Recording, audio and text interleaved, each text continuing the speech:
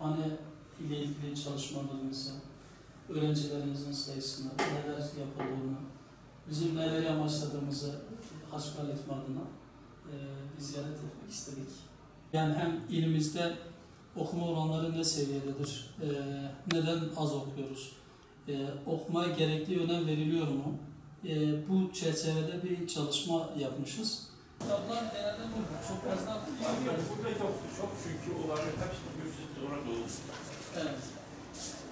Ona göre biz düşündük ki eğer bu aslında ben ona yanıyorum ki hafta sonları 8.30'dan 11'e akşam 11'e kadar açıldı.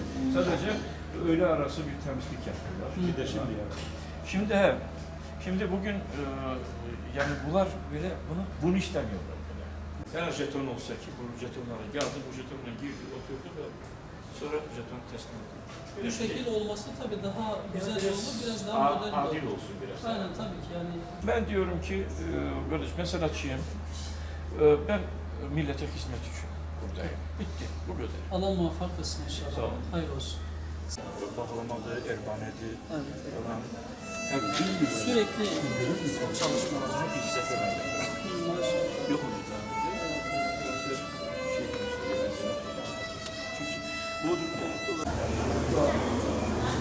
Sizin var mı böyle çizimler? Sadece mesela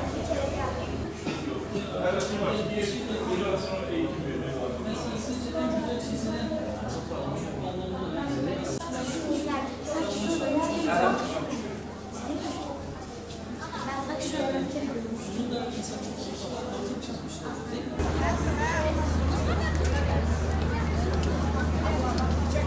Kütüphaneler Haftası münasebetiyle bugün Ahmet Güneştekin Kültür ve Sanat Merkezi'ni ziyaret ettik. Buradaki bilimlerden sorumlu müdürle görüştük. Tabii kütüphane haftasında olmamız hasebiyle okuma oranlarıyla ilgili görüş ve fikirlerimizi kendilerine ilettik. Kendilerinden de özellikle kütüphane ile alakalı çalışmalarının neler olduğunu öğrendik.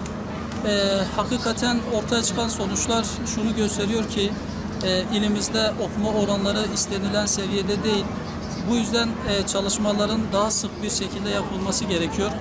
Özellikle kütüphanelere yoğunluk verilmesi lazım. Bu manada alternatif kütüphanelerin de oluşturulması gençlerimizin daha fazla kitaba yönelmesine vesile olacaktır. Neslimizin kötülüklerden korunabilmesi için, gençliğimizin aydınlık bir geleceğe sahip olabilmesi için okumaya ciddi manada ehemmiyet göstermeleri gerekiyor.